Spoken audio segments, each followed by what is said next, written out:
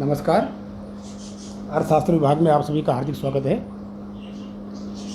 हम BA part first के आर्थिक अवधारणा विधियाँ के अंतर्गत स्थैतिक और प्रायोगिक विश्लेषण हम जो पढ़ रहे थे, ठीक है। तो स्थैतिक और प्रायोगिक जो हमारा विश्लेषण था, इसके अंतर्गत हमने स्थैतिक विश्लेषण के जो प्रकार थे वो प्रकार हम पढ़ रहे थे। और प्रकार में मैंने पहले बताया था व्यष्टि आर्थिक स्थितिकी, ठीक है। यानी कि इसके नाम से विदित है स्थितिकी, स्थैतिक विश्लेषण, एक समय बिंदु पर विश्लेषण। किसका विश्लेषण? व्यष्टि आर्थिक क्रियाओं का, आर्थिक क्रियाओं का। किसी कौन सी आर्थिक क्रियाएं? व्यष्टि। जब हम समष्टि में पढ़ेंगे समष्टि का, तो हम समष्टि क्रियाओं का अध्ययन करेंगे, ठीक है। जब हम व्यष्टि कर रहे हैं, व्यष्टि आर्थिक स्थितिकी, यानी कि व्यष्टि क्रियाएं आर्थिक, व्यष्टि आर्थिक क्रियाएं स्थितिकी, स्थिर एक समय बिंदु पर एक साम्य का अध्ययन करना व्यष्टि आर्थिक क्रियाओं का व्यष्टि आर्थिक स्थितिकी कहलाता है, ठीक है। हमने एक मांग पूर्ति का एग्जाम्पल लिया था, यानी कि ठीक इसी प्रकार से हम दूसरा अध्ययन करेंगे। इसका दूसरा जो प्रकार है व्यष्टि आर्थिक तुलनात्मक स्थिति, यानी कि व्यष्टि तुलनात्मक स्थिति की या व्यष्टि आर्थिक तुलनात्मक स्थिति की। यानी कि स्थितिक तो है, समय बिंदु पर अध्ययन तो है व्यष्टि आर्थिक क्रिया का, लेकिन तुलनात्मक है, कंपेरेटिवली।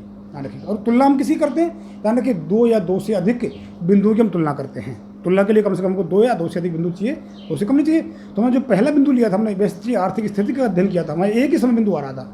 हमारा संतुलन का जो बिंदु था, जो साम्य बिंदु था, हमारा एक ही आ रहा था। यहाँ पर क्या है, हमारे एक से अधिक साम्य बिंदु अर्थात दो साम्य बिंदु हमारे आएंगे, प्राप्त होंगे। इसका अध्ययन करेंगे, ठीक है। तो व्यष्टि तुलनात्मक स्थिति की, ठीक है, तुलना करना, कंपेयर करना, बिल्कुल सामने सिंपल एग्जाम्पल है। वो एग्जाम्पल हम देंगे, हमने पढ़ा dx function of price of x, ठीक है। ये पहला पॉइंट था। अब क्या होगा कि मांग में परिवर्तन हो गया, ठीक है। वस्तु की मांग में परिवर्तन हो गया। एक मिनट यहाँ बता देता हूँ आपको।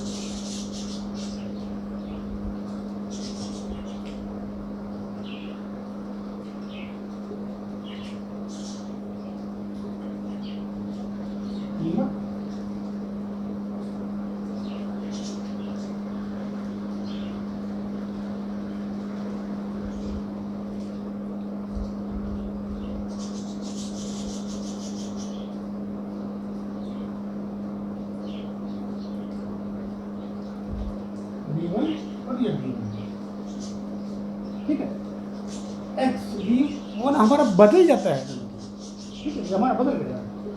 वही मांग पूर्ति का नियम है। अर्थात यहाँ पर क्या होगा, जाने कि हमने अध्ययन किया, वहाँ पर हमने देखा था कि एक्स वस्तु की मांग उसकी कीमत का फलन है, ठीक है।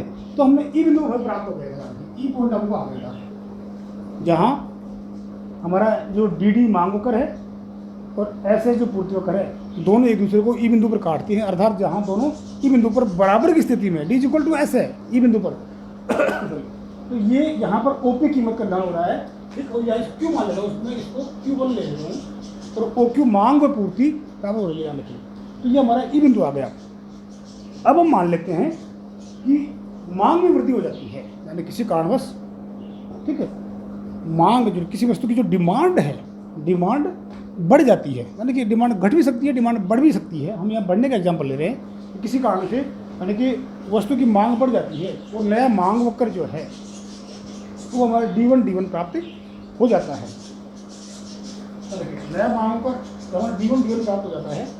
तो ये जो D1 मांग वक्र है, यानी कि वो अल्पकाल में या शॉर्ट टर्म में जिस तरह हम अध्ययन कर रहे हैं, यानी कि वहाँ सप्लाई हमारी जो है वो कॉन्स्टेंट रहती है, पूर्ति स्थिर रहती है, तो मांग बढ़ जाती है। तो हमारा नया मांग होकर D1 प्राप्त हो जाता है। या वो आगे पढ़ेंगे, ध्यान रखिए, जब मांग का नियम पढ़ेंगे उसमें ये पढ़ेंगे कि मांग वक्र कैसे आगे बढ़ता है, ठीक है। और मांगी गई मात्रा है एक ही मांग वक्र पर कम या अधिक कैसे होती है, मांगी गई मात्रा, ये हम उसे पढ़ेंगे आगे डिटेल से। जब मांग का नियम अध्ययन करेंगे हम इसको डिटेल से पढ़ेंगे, किस प्रकार से मांग वक्र आगे कैसे खिसकता है, ध्यान रखिए, मांग वक्र आगे कैसे बढ़ गया, ऐसे कौन से फैक्टर हैं जो इसको आगे बढ़ाते हैं, कौन से फैक्टर जो इसको नीचे बढ़ाते हैं, या एक ही मांग वक्र पर एक बिंदु से दूसरे बिंदु पर उपभोक्ता कैसे जाता है, यानी कि तमाम तरह की चीज़ें हैं, यह मांग के नियम में डिटेल से इनका अध्ययन करेंगे, ठीक है। खैर, यहाँ हम देखते हैं कि ये हमारा पहला बिंदु है ई बिंदु, जहाँ डी मांग वक्र और ऐसे पूर्तियों का एक दूसरे को काट रहे हैं। अर्थात ई बिंदु पर मांग और पूर्ति बराबर हैं, जहाँ ओपी कीमत का निर्धारण हो रहा है।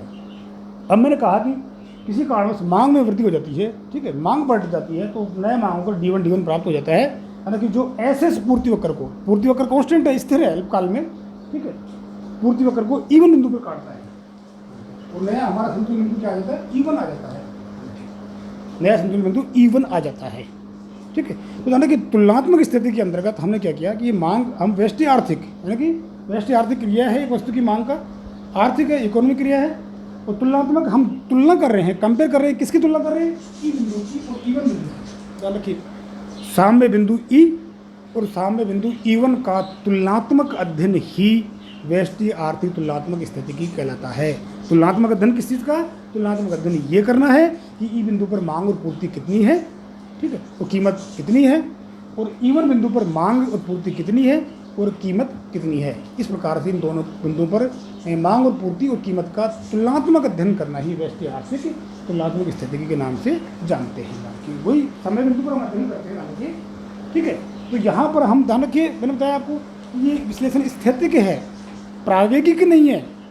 ठीक है, अब नेक्स्ट जब हम पढ़ेंगे प्रायोगिक विश्लेषण के अंतर्गत, ध्यान रखिए, तो उस प्रायोगिक विश्लेषण के अंतर्गत मैं आपको बता रहा हूँ कि वहाँ हम प्रायोगिक मतलब डायनेमिक, लगातार, गत्यात्मक, सतत, निरंतर, तो हम वहाँ क्या पढ़ेंगे, वहाँ ये पढ़ेंगे कि किस प्रकार से ई बिंदु जो हमारा है ये प्राप्त हुआ और दूसरा ईवन बिंदु आ रहा। ठीक है, ध्यान रखिए, यहाँ हम तो इस तुलनात्मक में क्या कर रहे हैं, ई और ईवन बिंदु का तुलनात्मक अध्ययन करना ही व्यष्टि आर्थिक तुलनात्मक स्थिति की कहलाता है।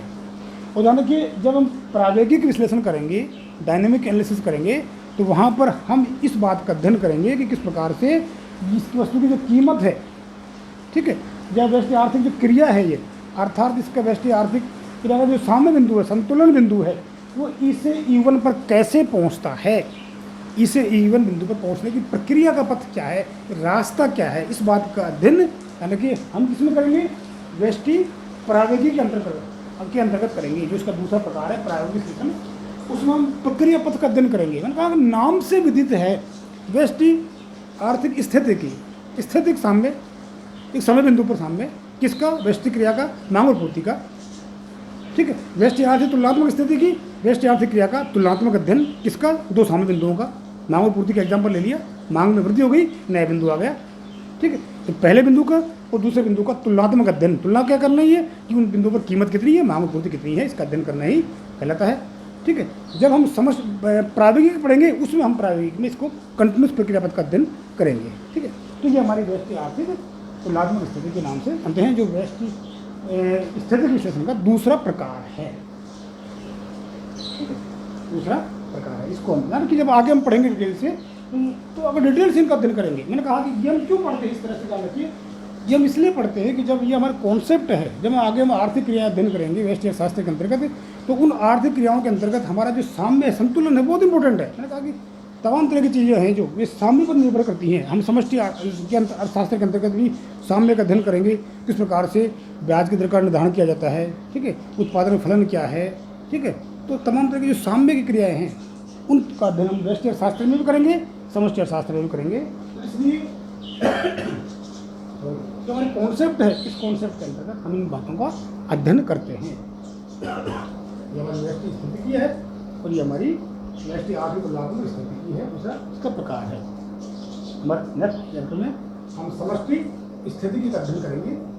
समष्टि स्थिति की क्या है, ध्यान रखिए, समष्टि आर्थिक स्थिति की, यानी समष्टि आर्थिक क्रियाएं, समष्टि आर्थिक क्रियाओं का अध्ययन करना, अर्थात ऐसी आर्थिक क्रिया का अध्ययन करना जिसका संबंध पूरी अर्थव्यवस्था से है, पूरी इकोनॉमी से, जैसे राष्ट्रीय आय का निर्धारण करना। तो राष्ट्रीय आय का निर्धारण किस प्रकार से होता है, एक समय बिंदु पर समष्टि आर्थिक स्थिति कहलाता है। उसके अंतर्गत भी समष्टि आर्थिक तुलनात्मक स्थिति की कि दो बिंदु कैसे प्राप्त होते हैं राष्ट्रीय आय के, उन बिंदुओं पर क्या स्थिति रहती है, मांग फलन की, पूर्ति फलन की। समष्टि प्रायोगिक, ठीक है, डायनेमिक एनालिसिस, ये पहला बिंदु हमारा था और दूसरा बिंदु था, उन दोनों बिंदुओं के बीच की प्रक्रिया पथ, ठीक है, रास्ता क्या है, कैसे कैसे वृद्धि होती है, इस बात का अध्ययन करेंगे। ठीक है, ये हमारा व्यष्टि तुलनात्मक स्थिति की। Thank you.